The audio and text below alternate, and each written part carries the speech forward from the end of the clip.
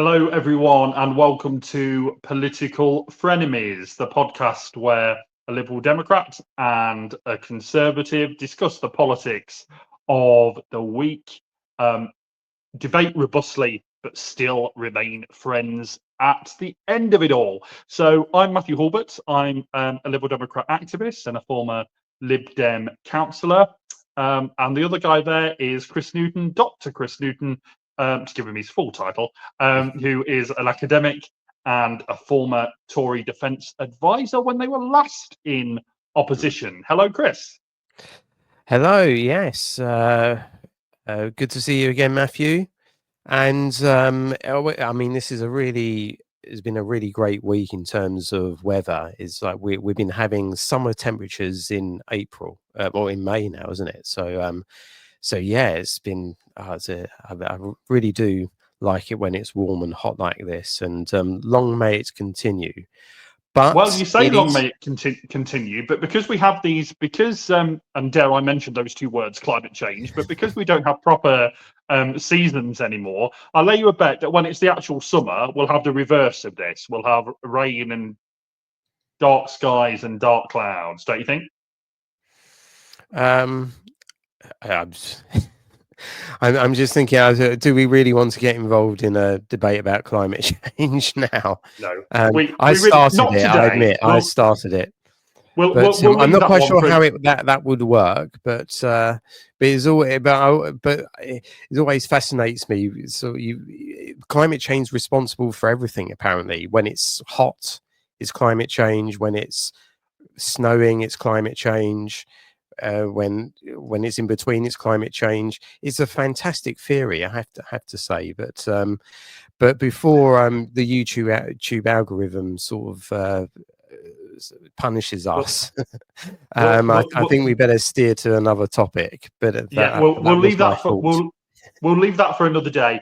Folks, really pleased to have you joining us. Obviously, you may be listening to this or watching it into the future over the coming few days, but we're recording this on Friday evening, and that's important because we're recording right after the local election results have been coming in, and I think they're still coming in at the moment, and they've been a fascinating set of election results, and me and Chris are both, I think Chris would admit to this too, are both political geeks and election geeks. We absolutely love this stuff. It's kind of what we live for. How's that families, Christmas? But sorry, how's that Christmas song go? It's the most wonderful time of the year. Yeah, I'm not going to break into song. I'm not going to sing. I'm not going to. No, we don't need that on everybody. But it's a fascinating part of the year for both of us. Always love it when elections come around, and it's important to have this context as well, in the sense that there are some council elections that were due for this date, or for yesterday, for the Thursday, which are not taking place. The official reason is due to the fact that there's changes in local government, and they wanted to do the elections when the changes come into effect. And we're talking places like Essex and Norfolk and the Isle of Wight, I believe, as well, and parts of Sussex. But of course, I think there are other reasons, and the results of today might give you an indication as to why both Labour and the Conservatives didn't want these elections to occur. But there were other elections taking place, and it's going to be really fascinating. Usually, local elections are boring. Usually the government gets a government. Speak for yourself. I always find them interesting. They're usually boring in the sense that they don't really change the landscape much. But I think this is going to be different this time. Yeah, absolutely. They're a fascinating set of elections, and we'll get into talking about them and really what they mean for each of the different main political parties. So we're really looking forward to that. I should just say before we do that, though, Chris, because it would be absolutely remiss of me to not do this, that congratulations to Mark Carney and the Canadian Liberals for their fantastic election victory. Just shy of an overall majority. But if you would have told them a few months ago when they were in the doldrums under the dying days of the Justin Trudeau regime that they were going to win and come just shy of an overall majority, they would have absolutely taken that. So I know, Chris, that you will also want to congratulate Mark Carney and the Canadian Liberals, won't you? Well, who would have thought it that asserting your national sovereignty and refusing to join a political union with your neighbour, with your big superpower, with your big sort of neighbour, and the big federation which is next door to you, who would have thought that flying the flag and asserting national sovereignty and all the rest of it is a winner? And is interesting, isn't it, that national sovereignty is good for Canada in relation to Mark Carney, but not so good for the UK in his view. But it's good to see that elections are being won, rejecting massive political unions. Isn't that? Wouldn't you agree, Mathew? And also standing up to Donald Trump. And who has been doing that mostly here in the UK?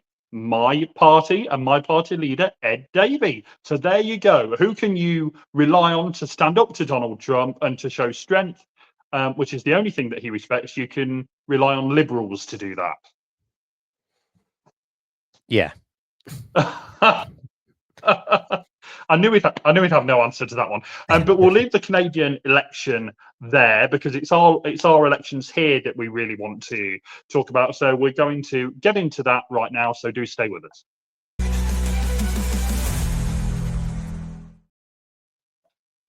So, Chris, as I say, the results, we're not going to focus too much on the numbers because obviously this podcast will be seen and listened to at various different times and all the results aren't in. But I should just point out my favourite, excuse me, my favourite numbers of this election so far, and that is the two councils that the Lib Dems have gained overall control of. So that is Oxfordshire and Cambridgeshire. And we were just saying off air there, Chris, that we think there are really kind of three different sets of headlines about this election, and I think we're going to do them in this order. So the first is the rise of reform. So we'll be talking about that momentarily. Secondly, and obviously it's related to that, the massive decline at this election of Labour and the Tories. And then, and we're not just discussing this one because I'm here, but it is the other story is the success of the Lib Dems and to a lesser extent the Greens as well. So I think that is what we're going to be talking about today. So let's start with the rise of reform, Chris. Now, you're obviously the person here on the political centre right to right, albeit that you're obviously a conservative, not someone that supports reform. But from that part of the political spectrum, what do you put the undoubted success of reform down to? Yes, I mean, I have to say, in terms of my own sort of personal kind of allegiances, I'm kind of watching and waiting as to what both leaders do in terms of Farage and Badenoch, and I'm just seeing if either of them impresses me. And I think that as someone who's a ideological conservative, I think that's the right approach to take. I'm not a fan of this split that's happened. I think it's stupid. I think some of the results where Labour has won, particularly in the three mayoral elections that they've won, it is purely down to the right vote being split, and that's not good. And there has to be a rethink in terms of how the right fights, especially the general election. But coming to your question in relation to why reform has done stunningly successful, winning the mayoralty in Greater Lincolnshire, I think part of that is down to the fact that they've got a well-known candidate there, and Andrea Jenkins. I think that's a big part why she got such a big majority there. But in general, of course, there is a big rebellion against the two main parties. People still haven't forgotten the 14 years of Conservative government, and in particular how it all fell off, really, the rows during the last part of that government. So I think there is a big voter backlash. There's a big protest vote there, but also I think we're entering a period where people want more authenticity. People want politicians with character, but also with belief, with personality, with principles. You may not like Farage, but everybody knows what he stands for, and I think there is a set change in British politics now, where it used to be the main wisdom 20 years ago is that all elections are won on the centre ground, but now politics is fragmenting, and people are becoming more tribal in terms of splintering off into different tribes, and not just the two main tribes. And people are just looking. They've had 14 years of Conservative government. They've taken a look at Labour, and they're completely messing everything up. And they've been an absolute. I think in terms of everybody's expectations, they've completely. They've fallen well short of those, and so people are now scratching around and thinking, well, we need to try something different. We need to try a new approach, and Reform has capitalised on that. And I think partly it's the personality of Farage. He's very good in the media, but also they do represent, in terms of approach. Obviously, they need to develop their policies, but in terms of approach, they do represent something of a change. Would you agree with that? Can you see the appeal of Farage? Can you see why so many people are voting for Reform UK up and get down the country? And there is something. If you look at the map of the council elections, there's something of a turquoise wall forming in the Midlands in particular, and it's that part of the country that's really kind of where you're seeing a big reform surge, but obviously it's all over different parts of the country as well. Can you see the appeal of Reform UK, Mathew? Well, as you know, Chris, I can't personally see the appeal of Reform UK, except to say that I think it's, and the Lib Dems used to benefit from this, I think, more than we do now, even though we've been successful today and in yesterday's election. I think there's an anti-politics vote that has gone to Reform, which used to go to the Lib Dems, and which to a certain extent goes to the Greens as well, on kind of the other side of the political spectrum. It is kind of the anti-politics vote. Now, whether that's a good thing or not, I guess we can get into. As I said on, and I should just say that I now sit in a county, I'm recording this here in Hinckley in Leicestershire, and albeit the Reform came just shy of gaining an overall control, it looks as if they will be the administration here in Leicestershire with probably the support of the Tories. I mean, that'll be interesting to see in of itself. But as I said on Talk earlier, when I was a guest on Peter Caldwell's programme on Fridays, we're recording this, Reform have now got to run stuff. They are now going to be, for the first time, in charge of not inconsiderable amounts of money and budgets, and the people responsible for services, and they can't just now do what they're good at, which is, and they are good at it. I don't deny it. It'd be, it'd be wrong to deny it. They can't just throw rocks from the sidelines, and do the hits for the media and all of that, criticising the people who are in charge. They are now in charge, both in terms of the mayors that they've got, and in terms of the councils that they now run. And I think it was 7 at the last count that I saw that they are now responsible for running. And county councils are not inconsiderable councils. You know, they're in charge of adult social care and lots of other things as well. So, I mean, I made the prediction on talk, and I may be proven wrong on this, that I've predicted that in most cases they'll be bloody awful, if I can put it that way, at running these councils, because I'm afraid these types of people who run for these types of parties are you know, they know what they don't like, if I can put it that way. But in terms of actually getting down to the boring bit of politics, which is the running of services and the managing budgets, I don't think they'll be very good at that at all. As I say, in a way, I hope I am proven wrong, because I hope for the people who they need to be delivering services for, of course, that they are good at running these authorities. But do you really think, Chris, as we're sat here at the moment, I mean, do you predict that they're going to be any good at running these authorities, or do you think they'll come unstuck like I did? I mean, given that these people are unknown quantities, it's very difficult to say. But I don't know. I don't think I necessarily agree with you there. Before I lay out what I think, it's worth saying that also Reform won the by-election, the Runcorn by-election, so they've got another MP.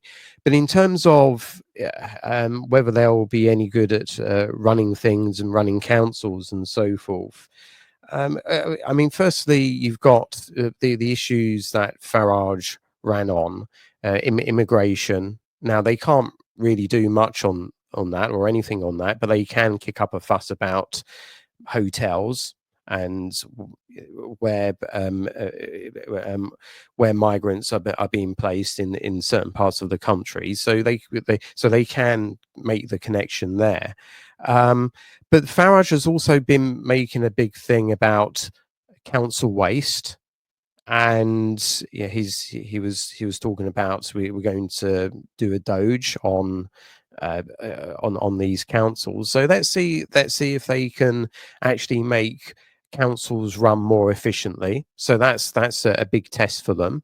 But I think if you look at some of the candidates and some of the people that have been attracted to stand for reform, I think these are local people. Reform has made a big show of, we're not Westminster types, we're people from the localities in which we come from, and a lot of the candidates that I've seen, as some of them are high, very high profile, like Darren Grimes and so forth, they seem to be very connected to their communities, to their local communities. And remember, Reform is not an anywhere party, is a somewhere party. It's rooted in nation, community, and things like that. So a lot, and especially also the candidate I think in the by-election as well, they're very rooted in their communities, and they care about the communities. They don't think they're being run very well. They're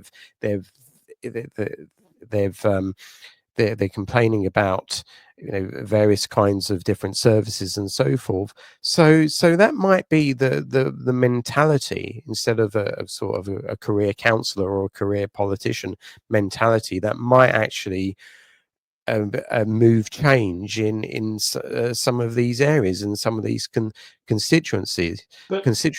Now they need to be able to be administratively good, but and we'll have to see about that. But we'll see. I don't think we can make a blanket judgment. Oh, they're just, because they're Reform, they're going to be terrible and useless. And remember, some of these are former Conservative councillors, or in the case of Andrea Jenkins, an MP as well. That doesn't fill me with some of these will Chris. have experience. Well, I mean, it will be interesting to see, and I think there is going to be obviously a great focus on those councils. So I think we'll soon know if things start to go wrong. And so I wonder how. I mean, I know you say all rooted in communities and all of that.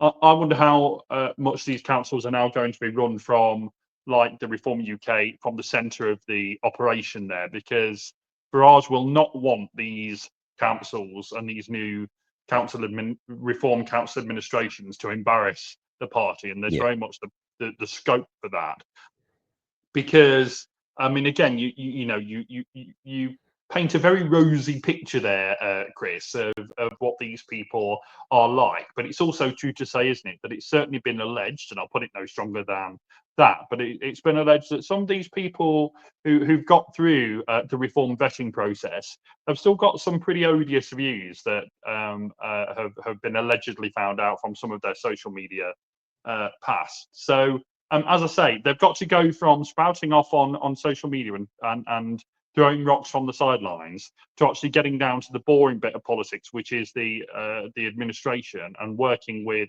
civil servants and officials to actually deliver services. So Well, we wait to see if there'll be any well, good. can they do at any doing worse that. than what's happening in Birmingham at the moment? Well, I mean, it's not for me to defend Labour-run Birmingham. I mean, clearly things have gone really wrong in Labour-run Birmingham. I have to say, for my part, and I'm never going to come onto the Lib Dems and Greens a little bit later on, but I've got to say that I think my party has a pretty good track record of running councils competently. But we'll get onto the Lib Dems in a little bit. So in terms of reform, I mean, they've definitely been successful, obviously, in these set of elections. And as I said on Talk, I congratulate them because clearly, people have voted for them and they've now got these positions of power and influence. But they have got to, would you agree that they've got to now, and I know you say they're like they don't like being seen necessarily as like a professional political party, but the fact is they are that now, and they need to become more professional. They need to become more structured and more organised. And I mean, do you see them doing that, Chris, or do you think they'll try and portray themselves still as not quite of the political norm? Yes. I mean, that's a really good question. I would agree with you that the next stage of reform is to show that they can be a new, an alternative government. So there has to be a degree of professionalisation in the party. So, and they have to strike the balance, and this is a very difficult balance to strike between being professional and being seen like the other parties, like the main parties, in terms of being ready for government, but also still be that anti-establishment a party.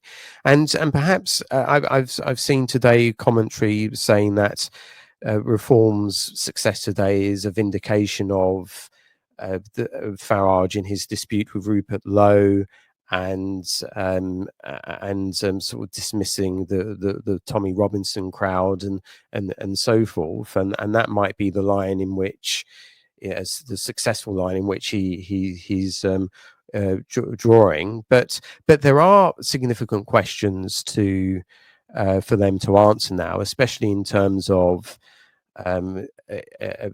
forming a. Are they going to form a shadow cabinet? Are they going to present us with what a reform administration would look like? They need to develop policy. They need to, I think, also develop a coherent philosophy as well before they get on to the policy program. Although we know what Farage stands for, then there needs to be a fully, I think, integrated idea of obviously what's gone wrong, but also what the solution, what the answer looks like. And can reform present something like a professional, coherent philosophy and policy program, or do they think that they can just simply continue as they are, because how they've done so far has been blimmin' successful? So do they need to change that much? And I have had conversations with people about that, and people say, well, with all of that sort of philosophical stuff is unnecessary. I'd say it still is, because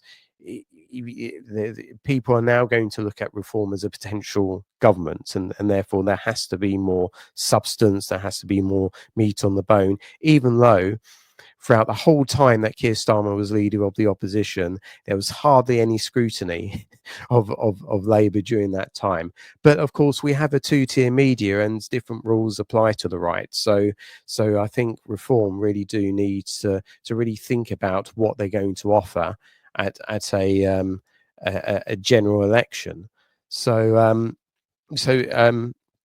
would you agree with that assessment? I would assume that you think they're still pretty sort of unprofessional, although their success in they're achieving success at a far accelerating rates than I would have expected, or anybody would have expected. They're still developing their infrastructure, but they've clearly developed some infrastructure in order to create the success that they're creating. So is this a different approach? Are they demonstrating a different approach to the Lib Dems in the sense that you can bypass all of doing very well in terms of creating the infrastructure and just communicate with people via the media and having that name recognition of Farage? Or would you agree that actually the Reform UK needs to now take a leaf from the Lib Dems book in terms of party structure, actually really embedding themselves as a local party, or is this Reform demonstrating a completely new way of doing politics for the 21st century? Well, Reform have clearly been winning what you might call the air war, and they get a lot of. I mean, frankly, they get, certainly before they had all of this success. I'd say that they got a disproportionate amount of airtime. I mean, Richard Tice was, and obviously I love the folks that talk and they have me on, and good on them. But Richard Tice seemed to be on talk pretty much every day. I see clips of him, and on GB News too, as well as other outlets. And you do sometimes think that, is it really proportionate to Reform? Now, I mean, I guess now there'll be on even more, because they'll be able to say, look, here's where we have all of these people elected. Where, I mean, you say there's a two-tier imbalance between left and right, but I have to say to you, the Lib Dems, who I guess are somewhere in the middle of that, but are broadly centre left, despite the fact we have 72 MPs and the largest third force in the House of Commons in a century, we still, in my view, don't get the coverage that we deserve. And today, there's really barely been any mention of the Lib Dems. And I appreciate the Reform stuff is a big story. I'm not denying that. Of course it is. That's what we've led with on this podcast. But I think another of the stories is that the Lib Dems have continued, and it's been over several years now, continued to do well, continued to gain seats and to gain councils. And yet we still don't get the coverage on the mainstream media. So I have to say, good on Talk and Peter Cardwell for having me on earlier, so that I could trumpet the Lib Dem success.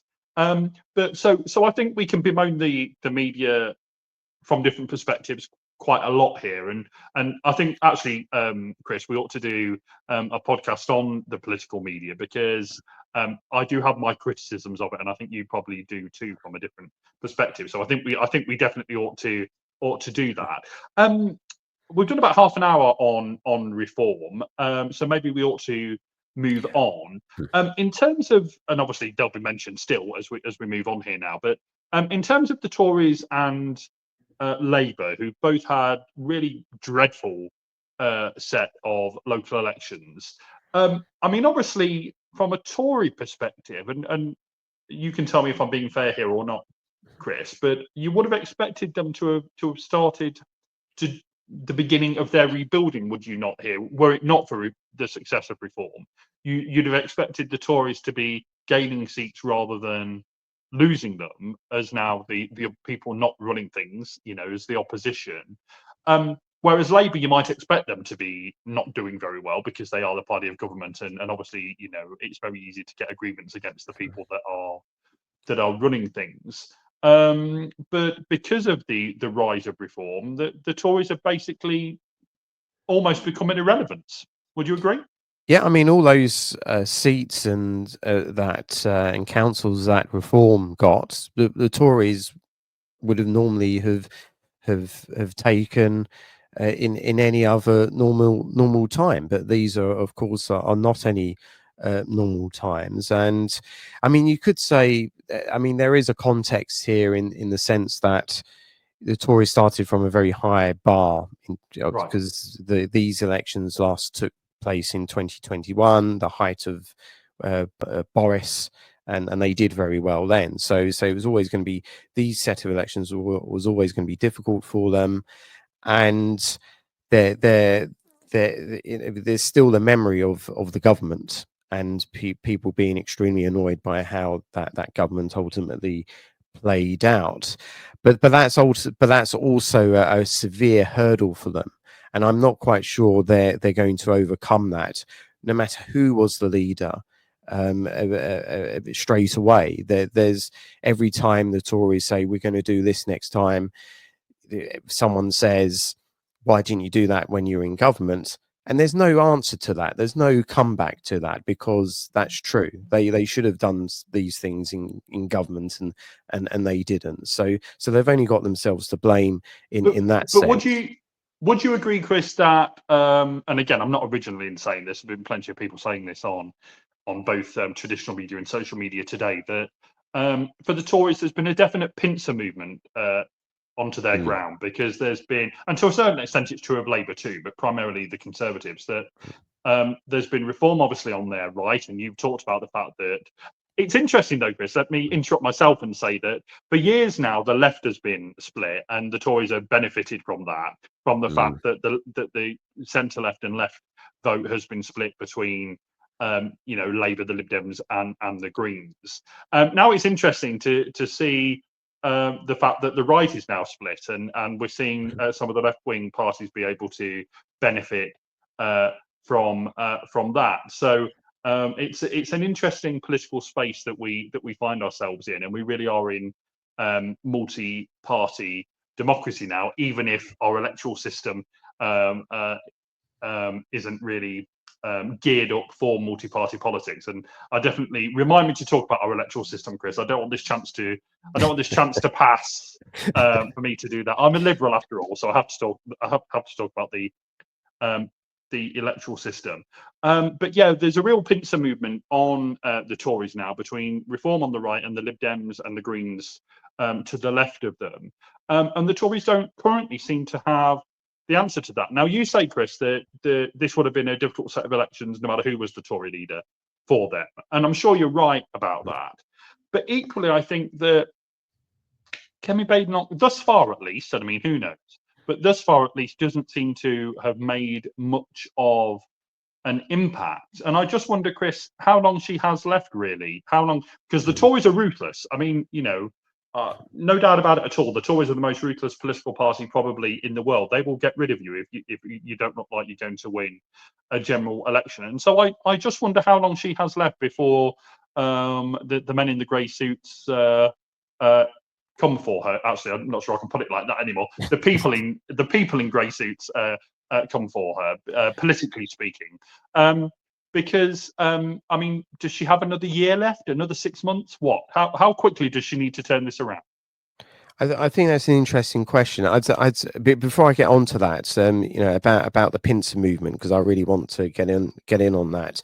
It could very well be that there's no way to square the dilemma between, do you face Reform or do you face Liberal Democrats? Now, from my perspective, I believe that the root of the Conservatives' problems and why the Reform has been able to hoover up the seats that they've got is because the Tories flirted very briefly with blue collar conservatism, and then they rejected it when Sunak. Now, just explain what that is, Chris. What is blue collar? Basically, conservatism that appeals to the working classes, that appeals to blue collar workers, and this is, I don't think you know this, but this is something.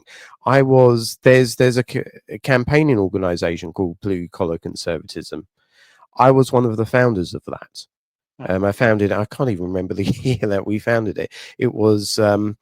It was me, my friend Clark Vasey, Esther McVeigh, John Stevenson, and Philip Davies, and we set that up. And I've always thought that was the route, that was the future of the party, and they've abandoned that, and now Reform are reaping the benefits of that strategy. But in terms of Kemi Badenoch, yeah, I mean, it's not happening, isn't it? It's a shame. I think she's got. I maintain the point that I've always had, which is she's got potential, but whatever she's trying to do, and I think that's part of the problem, is that we don't really know what she's trying to do. We don't really know what she stands for. It's just not connecting for whatever reason, and and it's. I mean, that's a real shame for her. But I mean, there are, in terms of strategy, she's tried. She's made a few speeches, but they're not cutting through.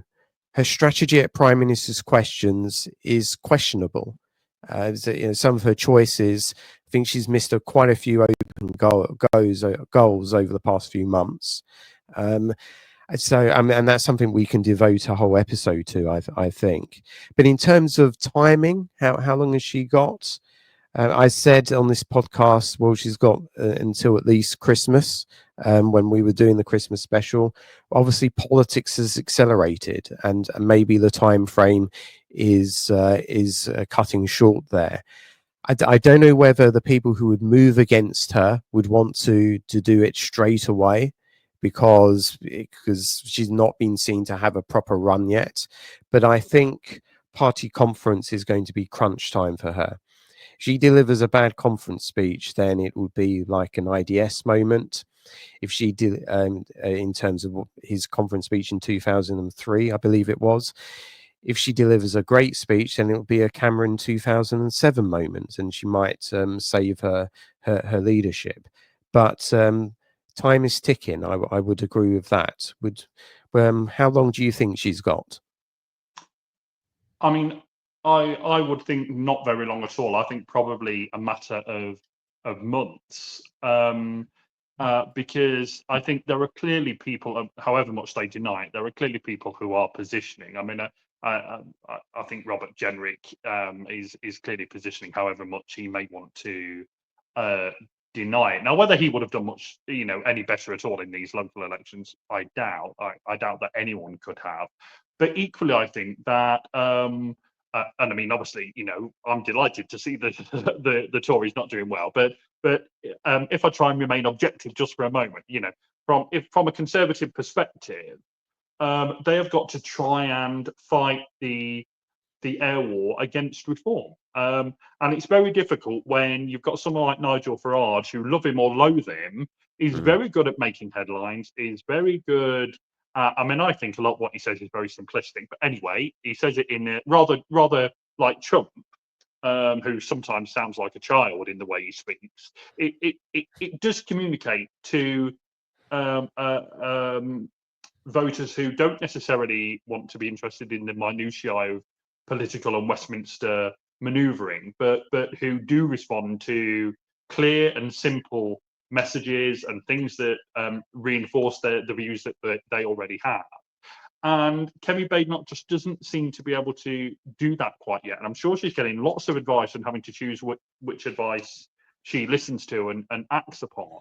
But as we said, and yeah, we do need to do a whole episode on PMQs. But as you tweeted out, I think on Wednesday, this past week's PMQs, she had an open goal for the Prime Minister, and yet left it to a backbencher to raise the particular issue, and went on something else with her 6 questions. And so I don't necessarily. She's done that lots of times. The advice that she's getting is bad advice, but whatever she's doing doesn't seem to be working for her. And also the advice. Yeah. I think the advice that she's getting is that you take your time. You've got 5 years. You don't have to shoot everything off in straight away. And as I've said on this podcast as well, under normal circumstances, if this was 2005, 2006, then yes, that applies. But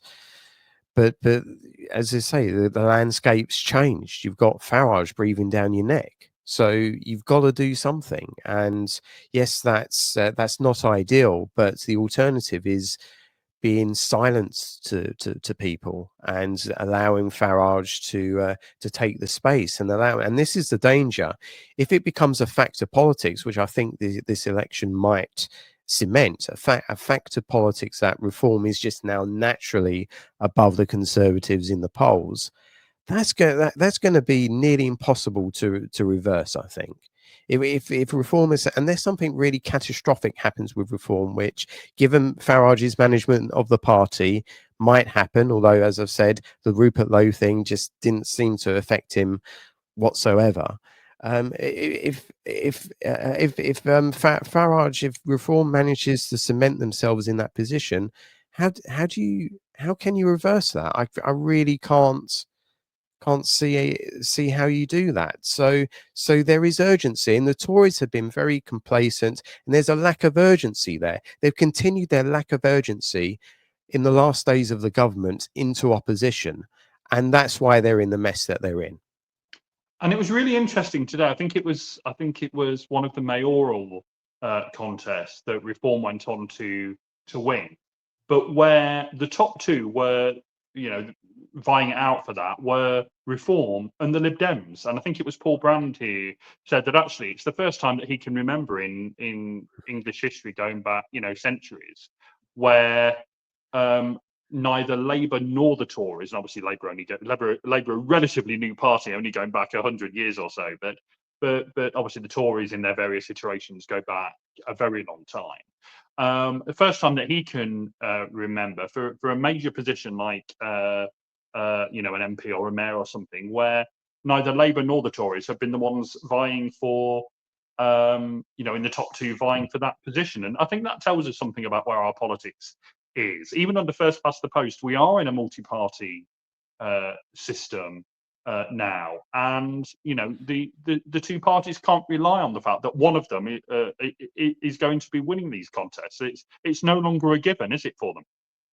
Yeah, I think I think that's right. And as I said, you cannot apply the same assumptions the last time the Tories were in opposition, when I was working for the party, into the current circumstances, because we're well beyond that point now. We're 20 years on, or nearly 20 years on, and things have changed.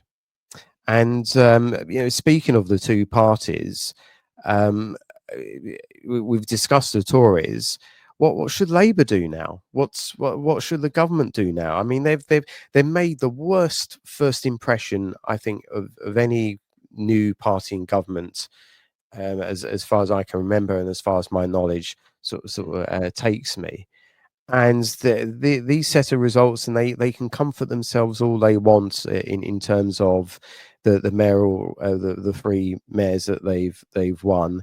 And let's face it, the reason why they won those was because, and the reason why they're still winning in places, is because the right vote is split. And if you look at the numbers, I mean, that's another thing to discuss as well, is the fact that at some point the right needs to come to some kind of accommodation, whatever that looks like. That's open to discussion, and I'm open to all of that. But there has to be some accommodation. But ultimately, these results for Labour, they've got nothing to really comfort them here in reality, despite some of the results. And this illustrates, well, some of the disastrous decisions that Keir Starmer has made, the winter fuel allowance and so forth, promising things on immigration and then completely not delivering on them, especially in terms of illegal immigration across the channel. So given that they've made the worst first impression possible, given that they've had this set of results, what should they do now? Can Keir Starmer do anything to salvage his premiership, or should Labour look to a new leader, a new prime minister? Well, just on your first point there, Chris, about the fact that there needs to be some kind of rapprochement between the Conservatives and Reforms, so the political right in the UK. I mean, do you now understand why? And often, the Tories especially have previously bemoaned this, but do you now understand why there's groups like Compass on the political left that want to see some kind of alignment between Labour, the Greens, and the Lib Dems? Because the same happens on the left, that the centre left vote is split.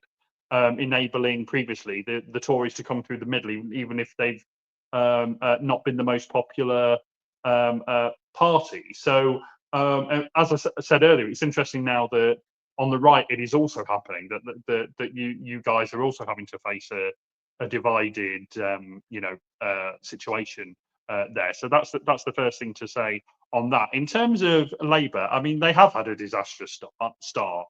And even though things have calmed down a bit in recent months, you only get one chance to make a first impression, and their first impression was dreadful. And I don't think they've yet recovered from that. Now there's still time. I mean, let's not get ahead of ourselves. Probably another 4 years before another general election. There is time for Labour to turn it round, but I have to say there's not much more time. They need to start doing that now if that is going to happen, and if they're not to lose a considerable number of seats at the next general election. And Labour also have to face a somewhat of a pincer movement as well. That they have the Lib Dems and Greens, especially to their left, and then they have the Tories and especially Reform to their right. And it's really cost them seats this time round. And as you quite rightly say, they've clung on by the edge of their fingers to some of the mayoral positions, but you can't pretend that it was some fantastic vote for Labour, because it quite clearly wasn't. Although I have to say, in terms of the parliamentary by-election, I mean, they did very nearly win that, Labour. I mean, 6 votes. I heard someone saying I think on LBC News earlier today that people have not voted for Labour in this parliamentary by-election. Well, they kind of did. They, Labour only lost by 6 votes. So I think we just need to remember that. There's so still Labour's brand is still in a different way to the Tories, where the Tory brands become toxic, it becomes really toxic. The Labour brand still hold to some extent, so they can sort of although they didn't get away with it this time, so when one of their MPs punches their constituents, they can still get a sizable vote. So they've still got that I wouldn't say strong brand, but that established brand that still ultimately helps them. Well, we've talked about how long Kemi Badenoch has got as Tory leader. I don't know if you saw earlier this week, it's not really had perhaps because of the elections, it's not really had the attention that I would have expected it to have. But Robert Peston, ITV's political editor, who normally has his ear to the ground, on these things, he's got his contacts, and I don't think he'd say this if there was not some basis to what he said. But he said on ITV that he's been hearing that there could be a challenge to Keir Starmer next year, or at the very least that Keir Starmer will challenge or not, that Keir Starmer will choose to go. Now, I don't know about that, but that's obviously what he's been being told by Labour sources. I personally can't imagine that, really having just become Prime Minister, that a couple of years in, Keir Starmer would go. But it's an interesting thing to note if that does happen, or if there's a challenge. I mean, I was saying to a friend of mine, I was out for lunch today with a friend of mine, someone who's on the left of the Labour Party, and I said to him, do you think there's a realistic chance that Starmer could be challenged? And both of us thought not. But it's interesting, isn't it, that there is some very ambitious people within Labour, West Streeting to be one of them. But I mean, can you really imagine that Starmer could either go voluntarily or be challenged next year? I'm not sure about going voluntarily, but given I think one of the big problems that Labour has at the moment is Starmer. the way, the way that he comes across, the way in which he seems to really misjudge the mood on a lot of things. So, for example, during the riots, he's not really a man built for the digital television age. He's a very awkward personality, and as far, there's nothing wrong with that, because I've got one as well. But in this media age, is really the people who can navigate that effectively, that do well. So Starmer is a big part of the problem, and I wouldn't be surprised if there's a leadership challenge at some point, because Labour has nosedived. They've nosedived in terms of poll ratings and in terms of their electoral performance as well. But it's not just Starmer. But don't you then get into it? It's funny that we're talking about this, actually, because I've been listening to on good old Audible, if I can give them a mention. This isn't a plug. I've not been paid, but I've been listening. You could do with this past week. I've been listening this past week to the Audible version of a book called The Killing Season Uncut. And for those fans of Australian politics will remember, that was an ABC Australia series about the Rudd years in Labour politics, 2007 to 2013. And of course, Julia Gillard challenged. It's a different situation because Kevin Rudd was still pretty popular, but whereas Starmer obviously isn't. But Gillard challenged Rudd, and Labour never recovered. So that's a bit of caution there for anyone thinking of challenging Starmer, because even if he's not unpopular, it doesn't necessarily mean that because you've installed someone else that is going to naturally mean that you're going to win the next election. It doesn't always work like that. I mean, actually, even though the Labour vote was broad, but it was thin at the last election, the fact is people still did vote Labour. They still did vote for Starmer, and I'm not sure it would necessarily work to say, well, actually, we'll forget who the people voted for. We're going to install who we want to install. So, I personally would say to West Streeting, get on with the day job, Wes. We've still got ambulances that are not reaching people in time, and A&E handovers that are not working, and perhaps less time thinking about the top job and more time spending on the job that you've got. But in terms of Labour and what they need to do now, I mean, the one advantage that Labour have got that obviously none of the other parties have is that they're the people in power, and that they can actually make things happen. And I've said before on this podcast that I think the only way for Labour to turn it around, and this is beginning, to be absolutely fair to them, this is beginning to happen in some policy areas, is by actually having some policy wins, by actually delivering. And I think it'll only be when people think, gosh, I've been to the NHS and it's worked really well for me, and I was really helped, and recognising that is partly to do with the government as well as to do with the professionalism of the people in the NHS. And the same goes for education and the economy, etc. I think especially on the economy, it'll only be when people start to think, oh, actually, I have got a bit more free cash, and why is that? Oh, actually, it's because of this thing that the government has done. The difficulty with that is that I'm afraid the electorate doesn't necessarily think like that. It doesn't necessarily think that, oh, I'm feeling better off. Oh, that's because of the government. Well, we don't tend to give credit to any government like that. But so it's about the mood music, really, I think, Chris, and I don't know if you agree, but I think it'll only be when Labour starts delivering and people do hopefully start, from a Labour perspective, hopefully start recognising that they'll start to turn this around. But it may be that it's too late, and maybe this will just be a one-term Labour government. But having said that, we do have the first past the post electoral system, and if the Tories are still in the position where they are now, which is still very unpopular, and reform might be very popular, but it's really hard to win, a parliamentary, to go from 5 seats to a parliamentary majority under first past the post. It's not impossible, but it's very, very difficult. maybe Labour can still hold on to government even if it becomes really, really very unpopular. What do you think? I think it's increasingly possible that one of the most likely scenarios for the 2029 election, and I think it will be held in 2029. I can't see Labour, because usually you would only hold a snap election if you're doing well, and I can't really see that happening. But I think a realistic scenario is a Labour Lib Dem coalition. I don't know. We can discuss that another time, but I think if that's the route in terms of the left staying power.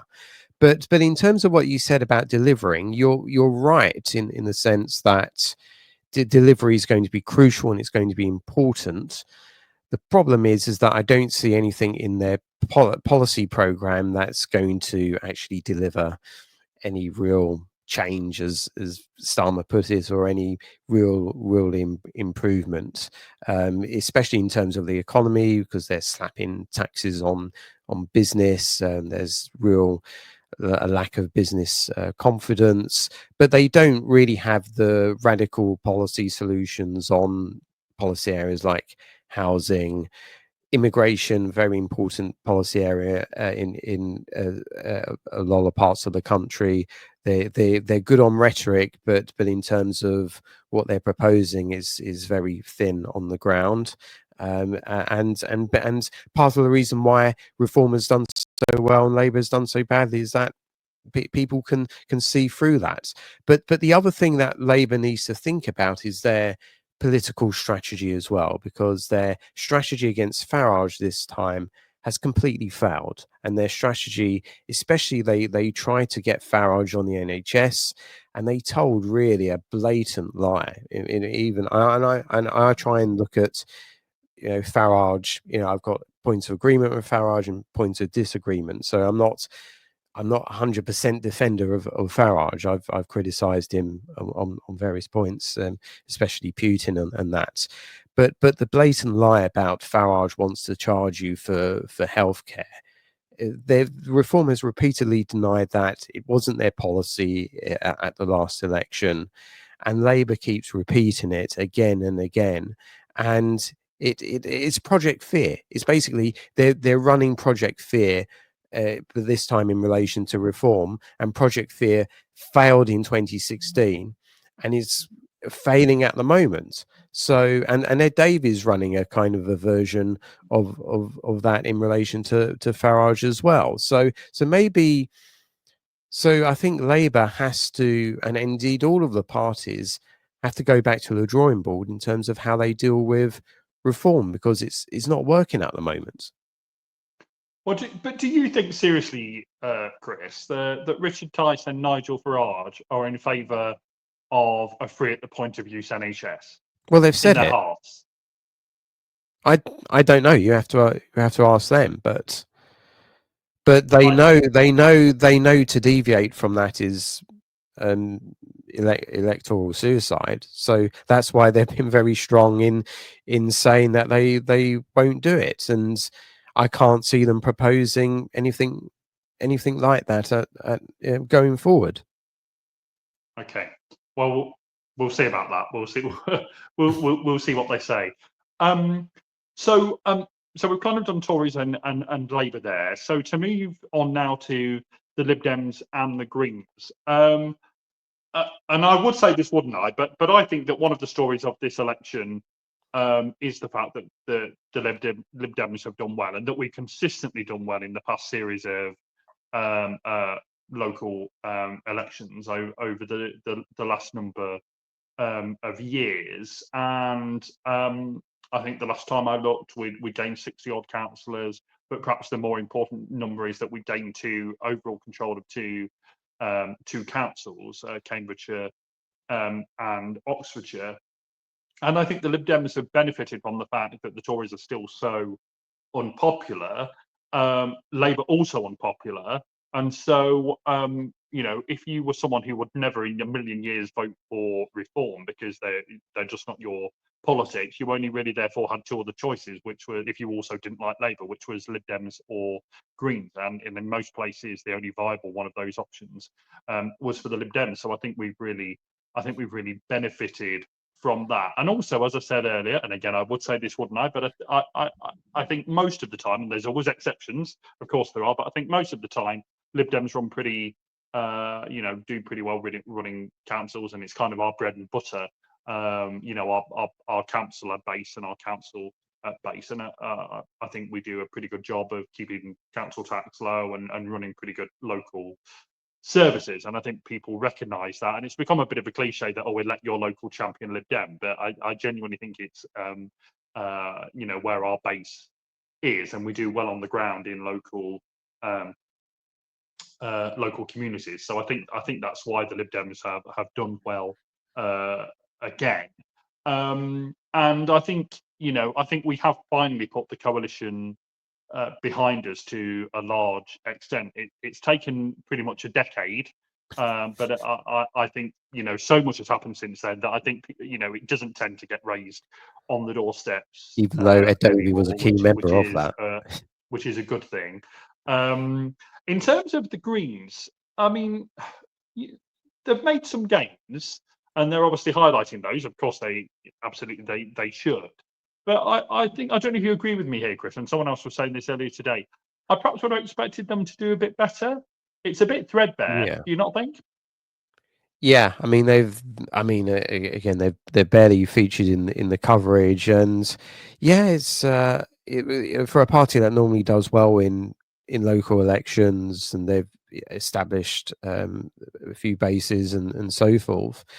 I would have expected, especially you've got the youth vote, you've got concern again. It's local elections, so maybe sort of wider concerns about some of their pet issues, such as Palestine. Just don't feature in these elections. But that's interesting about where the Greens are at the moment. Maybe it's because they're two leaders. Maybe they're not. They don't cut through as well as perhaps Ed Davey and his various antics. But one thing I'd like to ask you about the Lib Dems is that do you look at Reform and the success that they've had and think, well, that really should be us? The grounds, the environment, everybody is like, well, not everybody, but a lot of people are disillusioned with the two main parties. This was really the Lib Dems' time, really, shouldn't it? But with this other party's come in and kind of hoovered up the votes and stolen your thunder. But as I said earlier, Chris, is that we no longer have really the anti-politics vote anymore. But the one thing that people do remember about the coalition is the fact that we were in it. And so they could not. We became, for many years before the coalition, we became the repository of basically everyone's political wishes, whatever their views or their politics were. They felt they were able to vote for the Lib Dems because we're a protest vote. I think we've largely lost that now. Whereas it's clearly what has driven the success of reform. I think now. The Lib Dems, we have to fight for. I mean, I agree with you to an extent that it does seem that Reform doesn't necessarily need to have a great ground game. They can just play the air war and get a lot of people voting for them, and I think that's clearly the case. Sadly, that's not the case for the Lib Dems. We have to fight for every vote, knock on every door, on every street, in every ward. And that is how we win. But I think that's no bad thing. I mean, that is how you create strong local teams that want to get success every time. I mean, here in Hinckley and Bosworth, where sadly we've never been able to take it to the MP level, but certainly in terms of council level, this is a very strong Lib Dem area. We've run the borough council for most of the last 10, 15 plus years. And the reason for that is because, you know, we have a lot of councillors, we have a lot of activists, we're good at getting out there, and that is how Lib Dems win. And I think Reform could learn from that. I mean, you know, if you think Reform are doing well now and are a serious threat now, and they clearly are, just imagine, and obviously in a sense I don't want this to happen because I don't want them to be successful, but just imagine if they were still winning both the air war, but and also had a very strong base of activists and councillors in each area that can go and basically do what the Lib Dems have done and knock on each door and get the data and get the vote out. I mean, they could become a really serious threat if they manage to kind of follow the Lib Dem pathway of doing these things. Now, time will tell if they do. And actually, that raises a very interesting question: is that do Reform have the people that are prepared to actually do the hard work, or do their people think, I can't be bothered with going knocking with doors. We're going to win anyway because Nigel has been on the telly today. I think if they're to become a really serious threat, they need to get people that are prepared to do the often fairly what I call the drudgery of because, you know, knocking on doors even when you're a popular party isn't always a pleasant experience. You know, you'll probably get shouted at least once by someone who doesn't agree with you. So it's not always a nice experience canvassing. I know people try and claim that it is, but I've knocked on doors and it's not always. You know, I hated it. Can be quite bruising. Sometimes it can be quite bruising experiences, but you know, if they get people that are prepared to go, activists and councillors who are prepared to go and do that hard work, as well as winning the air war, then Reform could become a real threat to all the parties. So we'll have to see about that, Chris. But in terms of where this, so let's try and summate now, shall we? In terms of where this leaves us politically, I mean, you can always overstate the importance of local elections. And as I say, we've got 4, potentially 5 years before the next general election, and a lot can change, and a lot will. You know, events steer by events. But in terms of where we are sat right here today, I mean, clearly, you know, if we've had a big change in this set of elections that we haven't seen previously, it is the rise of Reform and the fact that they are now a very serious political party in this country. Now, for those of us on the political left, clearly, you know, we're saddened about that, but it's a reality that we've got to face. I mean, how much introspection, Chris, as we close here, how much introspection do you think there'll be at Tory Party HQ and at Labour Party HQ now today?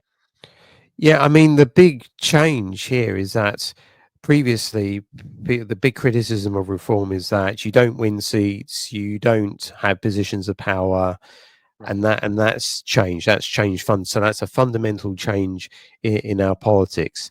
Now there should be massive introspection within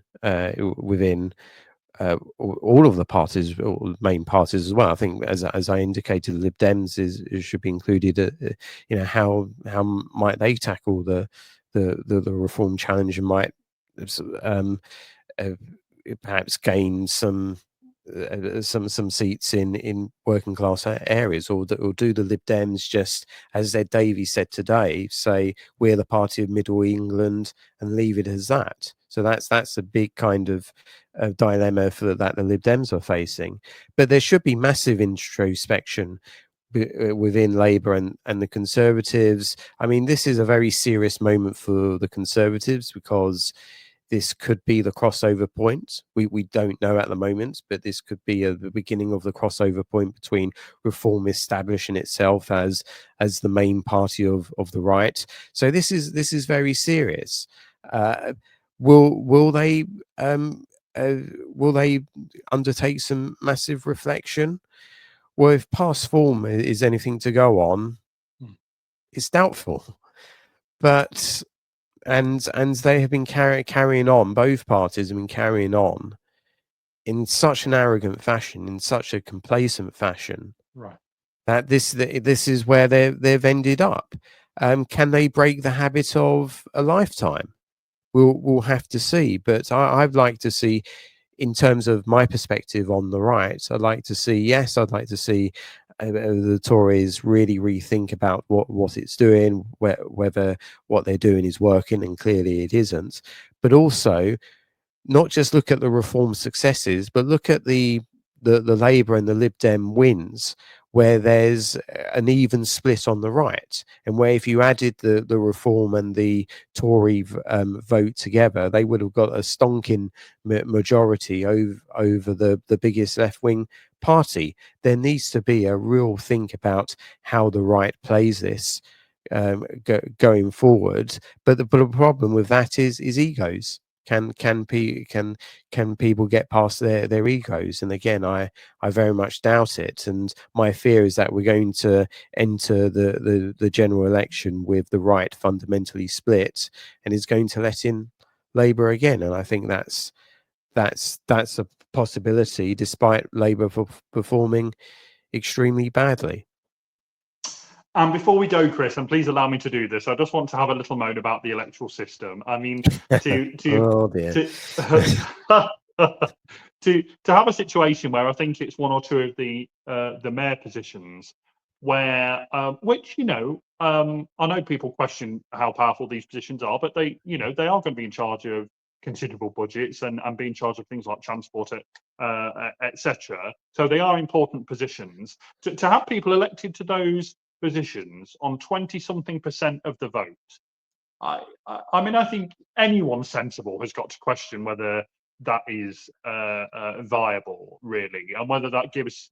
I know you can only fight the election that is before you under the system that there is, but how anyone can claim to have a mandate to do anything at all with 20 some odd percent of the vote, I think we really have to question. And I know that you're probably going to disagree with me on this, Chris, but I think this just shows. And by the way, this is the one thing, probably the only thing, that Reform and the Lib Dems both agree on. That we need a change of the voting system to a more proportional and more fair system that properly reflects how people vote. Because electing people with 20-odd% of the vote, that's not good, is it? Will you admit that, Chris? That's not a good thing. No, I mean that's a fair point. Although the voting system, the advocacy of PR is one of my hurdles in relation to reform, and I very much think I'm in the middle between the Tories and reform. I agree with some of the Tories, and I agree with some of what reform say, but I also disagree with their approaches as well. But even with a transferable system, and you make a valid point, and it is a good point. But even if you have a transferable voting system, which is probably what you do instead in these mayoral elections, and we used to have that in London, and that changed. Even with transferable voting, you're not really advocating your second or third or fourth choices or whatever. It's not. You're not really voting for those people, full-heartedly. It's still not a massive kind of endorsement if the candidate is elected based on transferred votes. So I mean that's my kind of big sort of issue with with that system. But maybe we can get into a debate about voting systems another time. I absolutely think that we definitely should. So I think we need to watch this back and write down all the different things that we've said we're going to have special shows on, because we need to make sure that we do that. Folks, if you're thinking that we've gone a bit long on this week, we have deliberately, because obviously it was a local election special and there was a lot to talk about, and we wanted to make sure that we talked about all of the parties, or all of the main parties. Obviously there's lots of independents and local groups that have fought this election too, but all of the main parties, and we wanted to make sure that we reflected on how they've done and the ups and the downs and all the rest of it. So we've deliberately gone long this week. We'll be back to a shorter episode next week. Thanks very much for joining us. Please do all the internet things: subscribe, like, share, tell your friends, do all of that stuff. We are steadily building our audience, and we really appreciate that. We don't know what we'll be talking about next week. It depends on the news and the politics of the week, but no doubt something interesting will happen. It may be further reflection actually on these elections. Who knows? But Chris, thank you, Sarah. I think we've managed to, despite our very different political outlooks, I think that was a fairly good chat there. We didn't end up shouting. That's good.